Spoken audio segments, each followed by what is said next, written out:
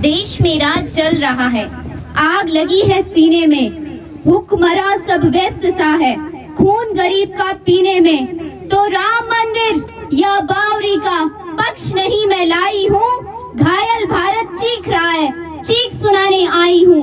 सर्वप्रथम मैं यहाँ पधारे हुए अतिथिगणों का सम्मान करना चाहूंगी। मैं उन माता पिता को नमन करना चाहूंगी जिन्होंने ऐसे शूरवीर को जन्म दिया जो अपने देश के लिए न्यौछावर हो गया।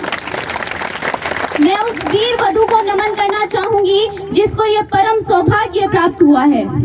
परंतु महोदय, दर्द तो हद से तब गुजर जाता है जब ताज, पुलवामा और छत्तीसगढ़ में शहीद हुए जवानों के 100% अध जले शरीर के टुकड़े, रेत के टीलों से ऊपर जाती लाशों के ढेर और कश्मीर की लाल रंग से सनी हुई सड़कों के दृश्य सामने आते हैं। उस पर कुछ सफेद पोश लोगों का कहना ये कि मानवाधिकारों की अनुपालना करते हुए देश से उग्रवाद और आतंकवाद को समाप्त किया जा सकता है। तो महोदय, अब तो हमारा तिरंगा झंडा भी हमसे ये पूछने लगा है कि क्या बात है भारत, आजकल मैं फहराने से ज्यादा कफन में दफनाने के काम क्यों आने लगा हूँ। महोदय, हृदय तो उस दिन फट गया जब एक बूढ़ी माँ अपने बेटे के चिथड़ों को देखते हुए बोली कि साहब, आप तो भर्ती में 1 इंच भी कम नहीं लेते, मैं आधा शरीर कैसे ले लूं, मैं आधा शरीर कैसे ले लूं। महोदय, आज इन आतंकियों के बंगलों की आकाओं की नागफनी हंसती है और हमारे शहीद हुए जवानों के आंगन की तुलसी रोती है जब एक जवान की विधवा की वेदना चीख चीख कर ये कह रही होती है कि प्यार भी भरपूर गया, मांग का सिंदूर गया, नन्हे नौनिहालों की लंगोटियां चली गई, छोटी छोटी बेटियों की चोटियां चली गई, बाप की कमाई गई, भाई की पढ़ाई गई और आपके लिए तो केवल एक आदमी मरा है। साहब, आपके लिए तो केवल एक आदमी मरा है, मगर मेरे लिए तो मेरे घर की रोटियां ही चली गई, मेरे लिए तो मेरे घर की रोटियां ही चली गई। महोदय, किसी भी युद्ध को जीतने के लिए पहल करना सबसे आवश्यक है, परंतु आज हमारे देश का जवान अपनी ड्यूटी पर खड़े रहते हुए कुछ इस कदर बंधा हुआ है कि वह पहल करने से डरता है, क्योंकि महोदय वो ये जानता है कि एक उग्रवादी की राइफल से निकलने वाली गोली को यह तय करना पड़े या ना करना पड़े कि वह किसे लगेगी, परंतु हमारी राइफल से निकलने वाली प्रत्येक गोली को यह तय करना ही पड़ेगा कि वह किसी दोषी को लगे या ना लगे, परंतु किसी निर्दोष को नहीं लगनी चाहिए। क्योंकि महोदय, यदि ऐसा हुआ तो ना तो ये समाज हमें छोड़ेगा और ना ही तिल का ताड़ बनाने वाली ये मीडिया। महोदय, एक वीर को मानवाधिकारों के तले दबाकर युद्ध भूमि में छोड़ देना यह कोई वीरता का कार्य नहीं है, ये आत्महत्या है, क्योंकि एक वीर को झंकार दो ये मुमकिन नहीं और एक फूल को श्रृंगार दो ये मुमकिन नहीं। महोदय, जब पुलवामा में 44 जवान शहीद हुए और छत्तीसगढ़ में 76 जवान शहीद हुए, तब कोई भी मानवाधिकारों की दुहाई देने वाला नेता आकर सेना के पक्ष में खड़ा नहीं हुआ, परंतु जब जेएनयू विश्वविद्यालय में भारत तेरे टुकड़े होंगे, अफजल हम शर्मिंदा है जैसे नारे लगते हैं, तो सभी मानवाधिकारों के ज्ञाता जाकर उनके पक्ष में खड़े हो जाते हैं। तभी तो क्या कहा था उस देशद्रोही ने कि तुम एक अफजल को मारोगे हर घर से अफजल निकलेगा। तो महोदय, मैं आज इस देश की बेटी होने के नाते ये ऐलान करती हूँ कि उस घर में घुसकर मारेंगे जिस घर से अफजल निकलेगा, वो कोख नहीं पलने देंगे, जिस कोख से अफजल निकलेगा वो कोख नहीं पलने देंगे, जिस कोख से अफजल निकलेगा।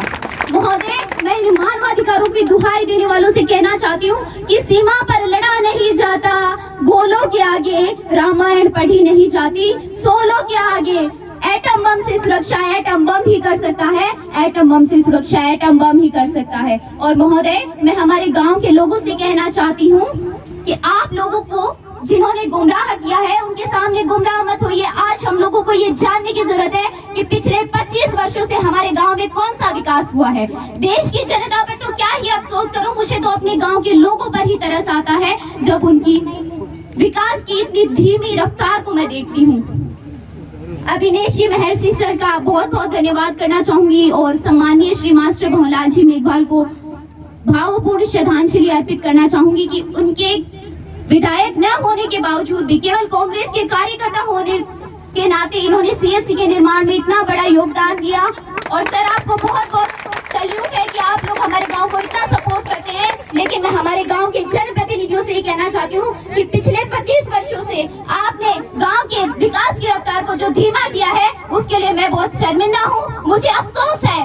हमारे देश की न्यायिक प्रक्रिया पर जहां रात के 12 बजे सर्वोच्च न्यायालय के दरवाजे अजमल कसाब जैसे आतंकी के लिए खोले जाते हैं और निर्भया जैसी बेटी को 7 वर्षों से न्याय मिलता है, उस बेटी को 7 वर्षों से न्याय मिलता है। महोदय, आज क्यों हमारे देश का आम नागरिक न्यायालयों में जाने से कतराता है? आखिर क्यों उसे ये डर सता रहा होता है कि कहीं मुझे खरीद ना लिया जाए, कहीं मेरी सच्चाई को ना खरीद लिया जाए, कहीं मुझे झूठ का गवाह ना बना दिया जाए, कहीं मुझे झूठ का गवाह ना बना दिया जाए। और महोदय, मैं सैल्यूट करना चाहती हूँ इंडियन आर्मी के हर उस जवान को जो हमारे लिए सरहद पर इसलिए खड़े रहते हैं ताकि हम लोग सुकून की नींद सो पाए। परंतु सर, यहाँ पर मौजूद नेता लोगों से रिक्वेस्ट करना चाहूंगी कि आप लोग राजनीति मत कीजिए।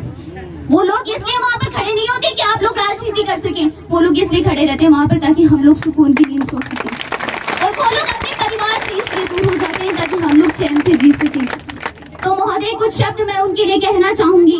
सबसे पहले मैं शहीद राजेंद्र सिंह जी के लिए कहना चाहूंगी कि जब तू शहीद हुआ होगा ना जाने उस रात तेरी माँ कैसे सोई होगी, कि जब तू शहीद हुआ होगा ना जाने उस रात तेरी माँ कैसे सोई होगी, मगर तेरे सीने में लगने से पहले वो गोलियां भी हजारों बार रोई होगी, वो गोलियां भी हजारों बार रोई होगी।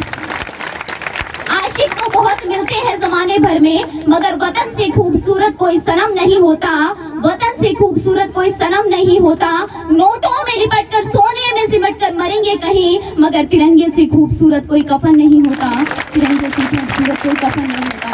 महोदय, आज हम उस देश में रहते हैं जहाँ पर पत्थर की मूरत को लगते हैं 56 भोग और भूखे नंगे तड़पते सो जाते हैं लोग, भूखे नंगे तड़पते सो जाते हैं लोग।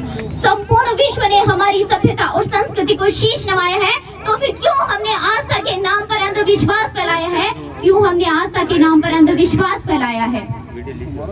महोदय, हम लोग आज ये अच्छे से जानते हैं कि हम लोगों को गुमराह किया जा रहा है, मगर आज हमें समझने की जरूरत है, आगे बढ़ने की जरूरत है कि पिछले 25 वर्षों से किन जनप्रतिनिधियों ने हमारे गांव को पीछे की ओर धकेला है, जिन्होंने सिर्फ चालबाजियां। मैं सिर्फ इतना कहना चाहूंगी कि आप लोग ये चालबाजियां करना बंद कर दीजिए। अगर आप लोग अपना काम पूरी मेहनत और ईमानदारी के साथ नहीं कर सकते हैं, कोई दिक्कत नहीं है, परंतु जो अपना काम पूरी मेहनत और ईमानदारी के साथ करना चाहता है, एटलीस्ट उससे अपना काम पूरी मेहनत के साथ करने दीजिए। Thank you so much. जय हिंद। बहुत बहुत धन्यवाद। छोटी सी बच्ची ने अपने विचारों से इस प्रकार ओतप्रोत किया है कि रोम रोम खिल उठा है, रोम रोम खिल उठा है प्रत्येक देशवासी का, प्रत्येक यहाँ उपस्थित नौजवान का। बहुत बहुत धन्यवाद प्रियंका का। इतनी सी बात हवाओं को बताए रखना, रोशनी होगी चिरागों को जलाए रखना, लहू देकर की है जिसकी हिफाजत हमने, ऐसे तिरंगे को हमेशा दिल में बसाए रखना, ऐसे तिरंगे को हमेशा दिल में बसाए रखना। छोटी सी बच्ची ने छोटे से भाषण में इतनी बड़ी बात कह दी कि प्रत्येक व्यक्ति को सोचने के लिए मजबूर कर दिया, प्रत्येक व्यक्ति को सोचने के लिए मजबूर कर दिया कि आज हम कहाँ हैं, आज हम कहाँ हैं। एक देश के प्रत्येक सैनिक जो अपने परिवार को, अपने रिश्तेदारों को, अपने रिश्ते नातों को सबको छोड़कर सीमा पे खड़ा है, और आज हम उस सीमा के पीछे खड़े खड़े हम उसके बारे में ये कर रहे हैं। दूसरी बात बच्ची ने मानवाधिकार के बारे में बताई कि मानवाधिकार के समक्ष में जो विपक्ष में लोग खड़े होते हैं, पक्ष में जो लोग खड़े होते हैं कि आप कैसे कर रहे हैं। बच्ची ने कहा कि एक आतंकवादी की बंदूक से निकली हुई गोली ये तय नहीं करती कि वो गोली किसको लगेगी, लेकिन एक